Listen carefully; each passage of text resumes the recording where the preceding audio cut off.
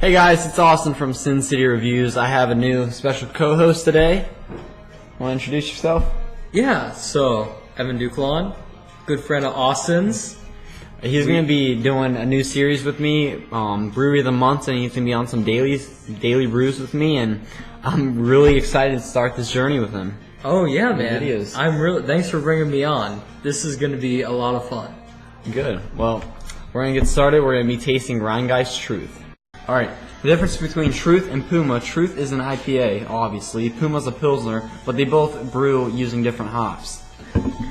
So, Rhinegeist too, I think, is an Indian brewing technique. Is that what they generally use, an Indian brewing technique?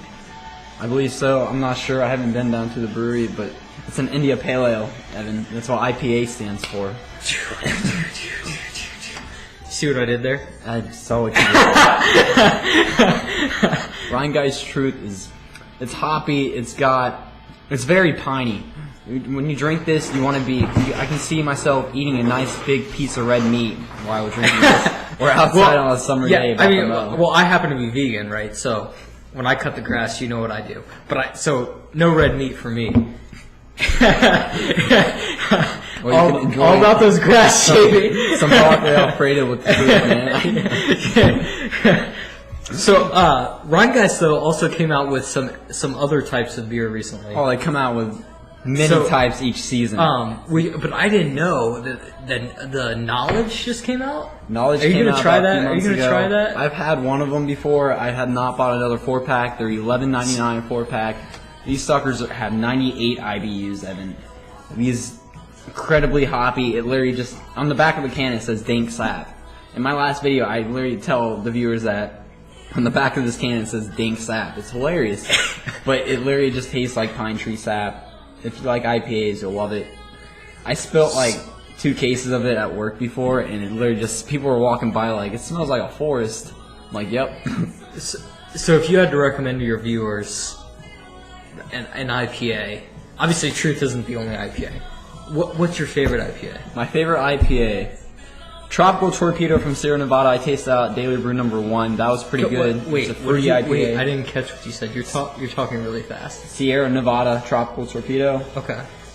It has, I believe, cranberry. It has mango. It has a big base of mango backbone, and it's pretty hoppy.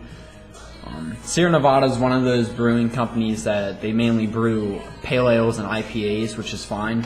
So a guy like you're going to love Sierra Nevada because they brew IPAs and a lot of hoppy beers. I'm a big fan of IPAs. Who isn't? When are you going to visit the Rhinegeist Brewery? Hopefully this summer, hopefully soon. You got to book meeting, you got to book trips up there, but yeah, I mean, you know. Would you like to read the back of the Truth can for the viewers, Evan? Me? Yeah, you. Sure. Especially because of my sultry, sexy voice. Yeah, grab the can. Absolutely. You know, first time on the show, gotta read something, right? I mean, have you ever read on the show before? Yes, of course. What do you read? What do you read on the show? You read the reviews and the brewing company. Wait, you read the brewing company's own description of the beer. Okay, all right. Well, so let's see if we agree with this. This is what I love. You read the description on the can from their perspective, then we give our own perspective of what we think this is. Okay, all right. So rare are moments of truth when you struck the last match, belting out tunes with your friends, staring deep into the campfire. Times when you feel infinite. Our truth is found in the scintillating. I don't even know how to pronounce that. That's terrible. Scintillating. No, when he says he literally can't read it, like this word is like. I just want to say, pretty scientific. Scintillating is terrible marketing. Because if after 6 years of schooling I can't pronounce it, you just know it. Brilliance of Hopes. Brewed with a nod to the Pacific, hops sizzle with tropical fruit, grapefruit and mango notes and a dry finish. See, most IPAs, they love using their mango and grapefruit backbones. They love using the fruit because it really just... Mango and just hops just mash together, go together, brings out fruity. You know, it's so funny that you mentioned that, especially in the beginning of this video when you talked about how IPAs, and this one in particular, the truth, starts to taste fruity over time. You know, it really does. It's so weird because when you first taste it, like, you know, I've had friends taste it for the first time who haven't had a higher alcohol content IPA, and they think they absolutely don't like it. It's absolutely terrible. But then after time, I'm sure after time they would because now that you mention it, I never thought about it. But now that you mention it, I do taste the mango a little bit. Yeah, once you read the description and get a better knowing of the beer, you really start to taste every single ingredient in the beer, and it's really spectacular. So that's you were mentioning the sap earlier. Yep. So I think the mango really comes out, but it takes. So now I think I've come full circle. It takes a while to get the dryness articulated to the antiquated to the beer, so that it compared to other fruits, mangoes are drier than other fruits, and the dryness of the mango just matches perfectly with the dryness of the hops in this beer.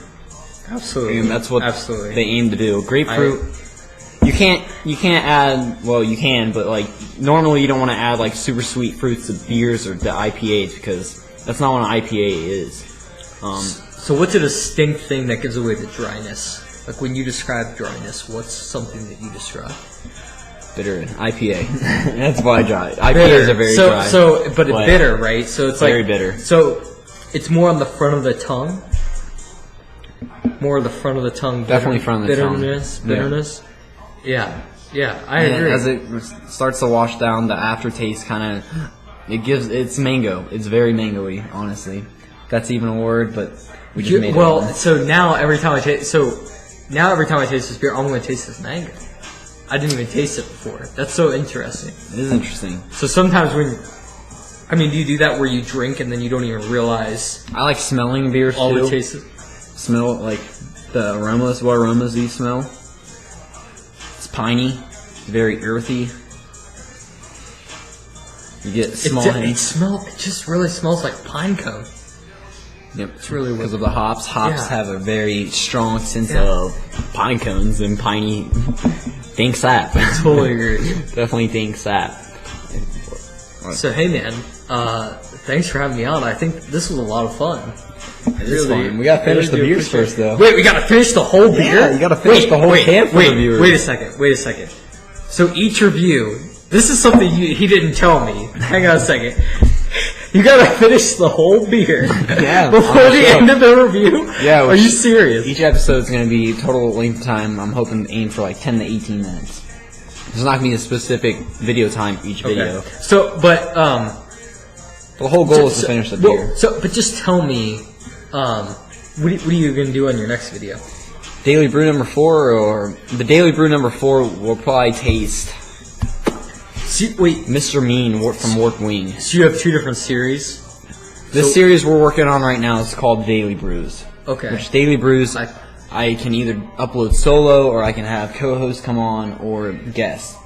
But Evan here, he's going to be the new co-host to my new upcoming series, Brewery of the Month.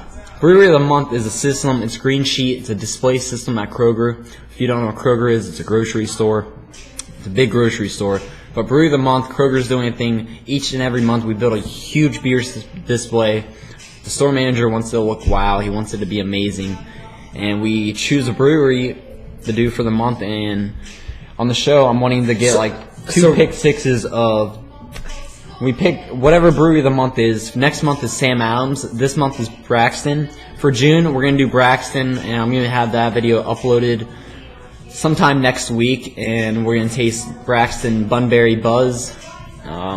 Storm, it's a cream ale from Braxton. Braxton revamped their signature IPA, and Braxton's Twisted Bit, which Twisted Bit is a Dortmunder lager, which kind of tastes like Hans from Rhinegeist. If you've never had Hans, it's a lager. It's just a light and crisp lager to really enjoy during the summer, but Braxton is where we're headed next, Evan. So, we're going to Braxton, but are we going to go to Rhinegeist? Of course, eventually, in the summer. Okay, yes. and then what about Mad Tree? Matry. We gotta go to Matry. We gotta go to Matry. We gotta go to Matry. Matry is Rhinegeist's arch rival. You gotta go to Matry. That's the problem. Yeah, Matry's psychopathy is basically, it's not exactly the same, but it's their signature truth. That's what it is. Rhinegeist obviously does better than Matry, in my store at least, and I guarantee in almost every other store. Just because Rhinegeist, they're really branching out. Well, the thing about Matry is it's located in a very good position, like, you know, right in Oakley, where there's a lot of young professionals, at least in my experience, so that like to go to the brewery and enjoy what the brewery has to offer. I've never been to a brewery, and this is terrible for me. I've never been to a brewery, and that's terrible because I really want to and I need to. You've never been to a brewery? No, have not. This can be a new series. Visiting breweries can be a new series on this channel as well. Later, once we get this up, yeah. Here you go. But we're about halfway through this can. I'm about halfway through. I don't know what. Dude, you are crushing it. Why are you so crushing it? I'm not crushing it. So I would have drank a little more quickly if I had realized we had to drink the whole time. We are good. I just really like drinking through it and just getting each drink's a different taste. It's a new experience for me drinking through this.